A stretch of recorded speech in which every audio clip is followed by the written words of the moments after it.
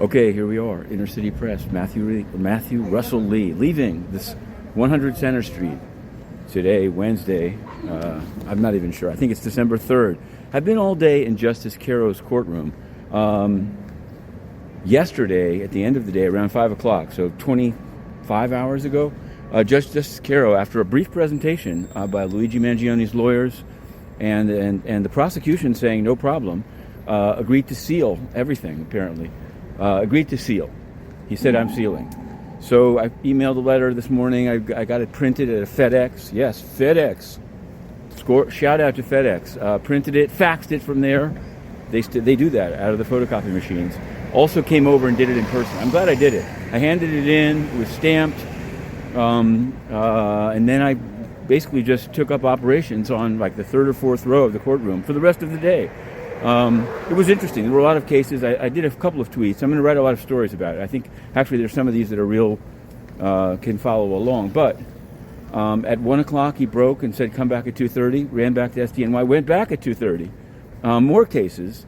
I don't know. It's sort of like one of those, in for a penny, in for a pound. I felt like I'd been there so long, I wanted to make sure that he knew, like, this is important. It's not just a piece of garbage letter. At the end, he said, Mr. Lee, come up to the rail. I thought he was going to, say into the well or whatever that is, the rail. So the guards the court security officers were very clear, like, you stand on the outside of the rail. So I did.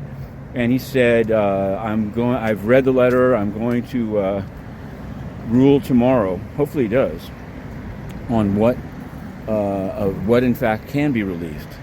Because that was the point. The letter makes a point of saying, for example, the charging instruments from Pennsylvania, those are exhibits. There's no possible prejudice, and they're public anyway.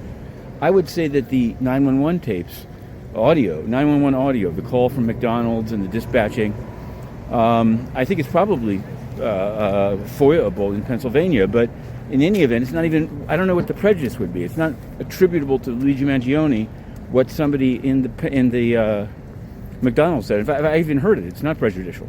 So there's more than that, and I guess he'll go over that, and I'm sure some he will withdraw. He will order to remain sealed during the suppression hearing, which a lot of people have argued makes a lot of sense, and maybe it does.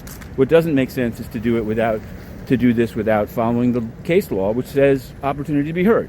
Now the question is, what's going to be the opportunity to be heard once he rules?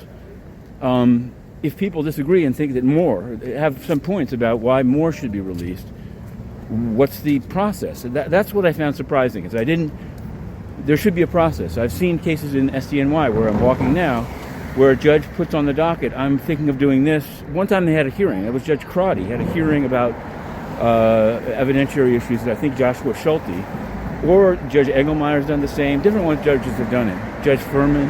You can put in the docket and say you have filings. Anyone can file to this time, and then I'll make a decision. Then you've been heard. Once you rule, and then you say, okay, I've gotten a letter, I'm going to reconsider. But that's still a ruling that people are going to want to comment on. So I don't know how it works, and hopefully onwards and upwards. It was very interesting. I will say this, and I may have focused on a lot of the secrecy in the court, but there was a lot of there was some actual justice and mercy being dealt out. There was also some things that were striking. I'm going to be writing a number of stories, but for now, I'm back over to my usual haunt and roost, known as the Southern District of New York, Inner City Press. To be continued.